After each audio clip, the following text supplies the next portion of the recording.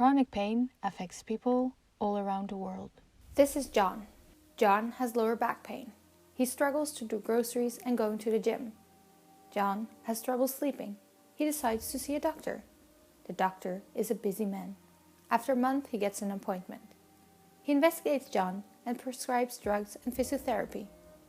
John sees the doctor several times, yet no treatment decreases the pain. They are clueless.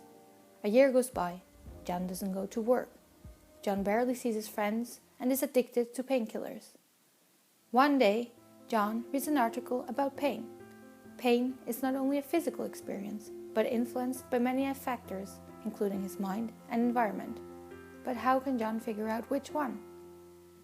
Imagine an app where John could track his pain, the drugs he takes, and factors like his mood and sleep.